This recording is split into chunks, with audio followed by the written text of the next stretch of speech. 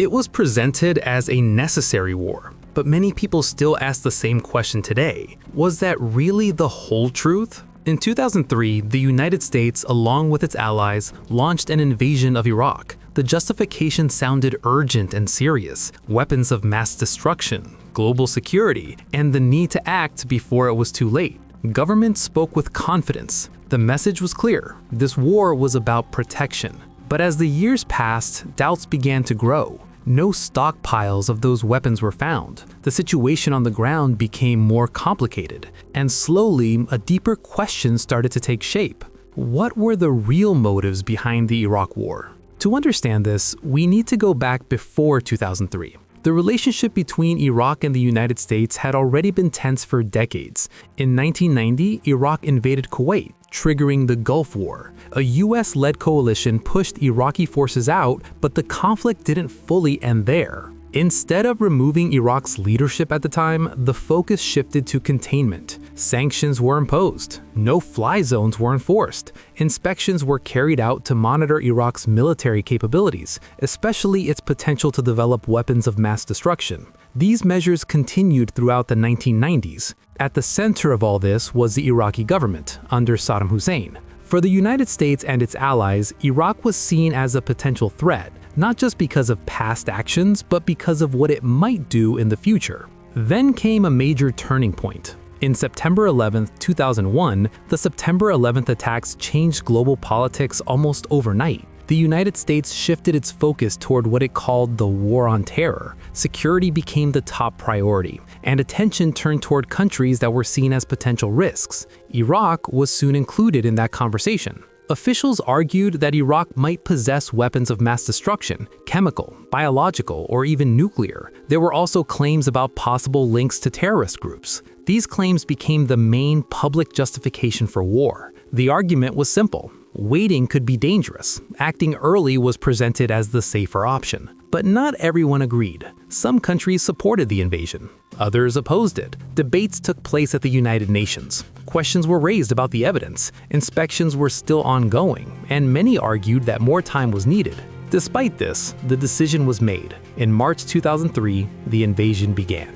The initial phase was fast. Coalition forces advanced quickly. Within weeks, major cities fell. The Iraqi government collapsed. From a military perspective, the operation appeared successful in its early stages, but the war didn't end there. What followed was far more complicated. Instead of stability, Iraq entered a period of uncertainty. Institutions had collapsed, security weakened. Different groups began to compete for power. Insurgencies emerged, violence increased, and this is where the narrative began to shift. As time passed, the search for weapons of mass destruction continued, but none were found. This raised serious questions. If the main reason for the war was based on weapons that didn't exist, then what else might have influenced the decision? Several possible motives began to be discussed.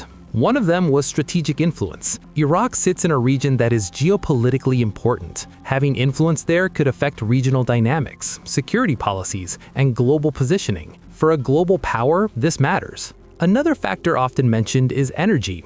Iraq has some of the largest oil reserves in the world. Control over energy resources or even influence over them can play a role in global economics and politics. While this was not officially presented as a reason for the war, it became part of the wider debate. There was also the idea of regime change. Some policymakers believe that removing Iraq's leadership could lead to a different kind of government, one that might be more aligned with Western interests or more stable in the long run. But turning that idea into a reality proved difficult. Building a new political system in a country with deep divisions after years of conflict and sanctions was far more complex than expected.